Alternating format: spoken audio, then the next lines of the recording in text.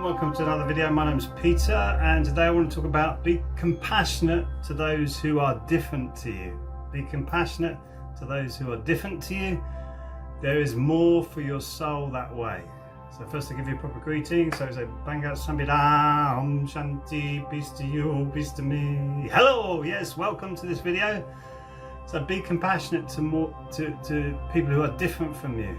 How many times have you looked at someone who's completely different to you and go, oh, goodness me, ooh, you don't want to be around them.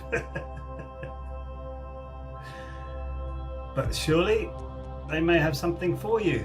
They might have something for your learning and your growth. So it's your vagus nerve. Your vagus nerve comes from, helps to deal with your compassion. So if you think about 50% of your dopamine is produced in your gut. Dopamine is your joy hormone, joy hormone. And about 90% of your serotonin, which is your happiness hormone, is also produced in your gut. But you have a vagus nerve. You actually have two vagus nerves apparently. A shorter one and a longer one. The longer one is a bit like a turtle's vagus nerve. It goes down to the gut. And about 85%, 90% of the information goes upwards. It doesn't come down from the brain, it goes upwards into the brain stem.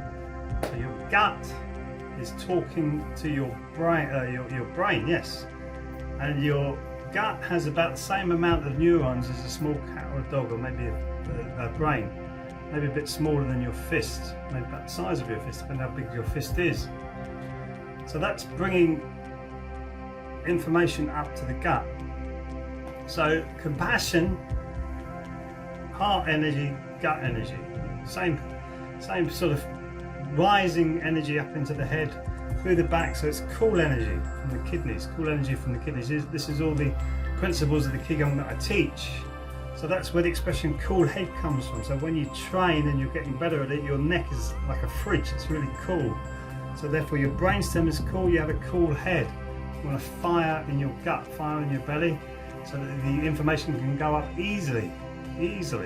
And it raises your temperature, which helps to kick in your immune system, which is 85% of the immune system is in your gut. And that helps you to raise your compassion for other people.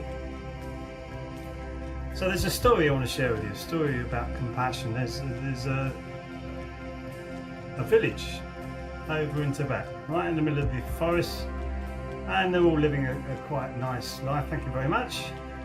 But there's an old wise man who lives up in the mountain. And one day this curious man wants to go and meet him to decipher some of his wisdom and bring it into his life. So he goes up to the mountain and he looks for this house. He finds it. So he bangs on the door, and this man who looks just like a servant, very simply answers the door. And he says, excuse me, I'm looking for the wise man. I want to meet the wise man. So the man says, oh, come in, and shuts the door behind him. Leads him all the way through the house and out the back door, out into the garden, around the back.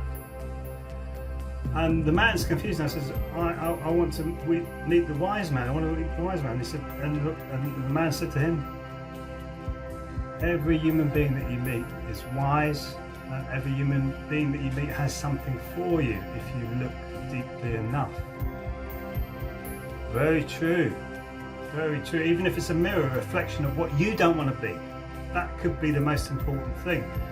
So when you be compassionate and when you're meeting people who are different from you, they could be giving you something. Well, they will be, definitely, they will be giving you something. So if you look on a deeper level, once your gut is working properly, your energy is moving properly up to your brainstem, your compassion is open and honest, you see more deeply into this reality in a more profound way.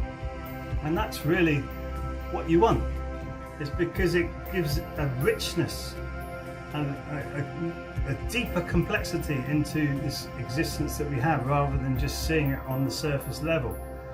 And once you do that, you are learning from other people all the time, and they'll be learning from you all the time, and you'll have reflections of yourself, especially when you're moving up or moving away from your old life into a more compassionate and more empathetic life. It's really important for you to get that, so you see the reflections of other people coming back at you. And once you do that, you're starting to get more into this richness, this wonderful life that we're actually living. It's not all consume. Sometimes it takes time for you to digest and comprehend all the information that's coming at you. And being compassionate to everybody that you meet is one of those keys to doing that, is helping you to break down not just the barriers of yourself, but the barriers of other people. And of course there's going to be people you meet, you're compassionate towards them, and you go, I can't be around that anymore, and you're going to move away. That's life, that's how it works. But it doesn't mean you go into that meeting with a preconception thinking, wow, I knew people with little beards before, I didn't like them then, I don't think I like this man now. You never know. So don't, or people who shave their heads, or people who've got coloured hair or anything like that, don't go in with a preconception. Always come in with compassion. Once you open up your heart, get your gut working properly, you will be going into your relationships with compassion, a lot more empathy, and your life will become a lot more rich, realizing I create happiness. You can create happiness in your life and around the people that you love and care about, and that group of people that you love and care about will start to grow, because you're meeting people on a compassionate level. People will realize that in you. People realize that in you. They see properly, and therefore these relationships will grow and become bigger and deeper. And that's what we all want, surely, is to experience this reality in the best way that we possibly can. Of course, we have enormous forces that are stopping you doing that, but a lot of those enormous forces is your perception of those enormous forces, and feeling that those enormous forces are actually there when they're not. It's an illusion, a Maya, and we can break through that Maya illusion and start to live in a more cooperative way. We've been also forced into a competitive way. The way that we live is very competitive now. We're brought up with games like musical chairs, where you're fighting against someone else because you don't want to be in lack and you don't mind them being in lack. That's a conditioning. It might have come through as a mistake, I don't think so, but it might have come through as a mistake, and it should have been seen at there and then. Not this crazy stuff we have now where sports should be non-contact and all that. I think if you're going to go out and compete on the field, because we have it in our nature to compete, to get better at things. Otherwise we wouldn't be striving forward.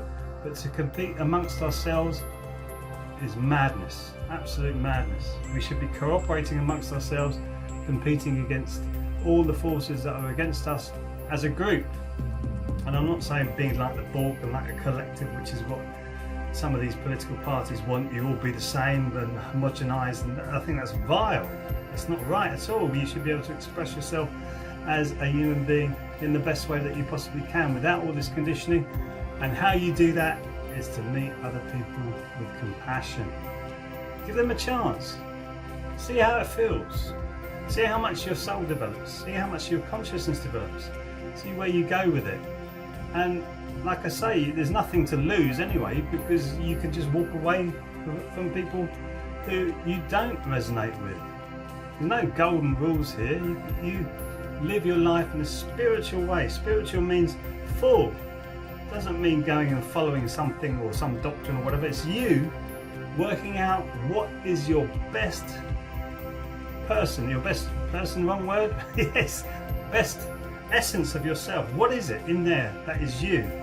And you can find that with your interminglings with other people by going into those correspondence with a compassion, with a big compassion.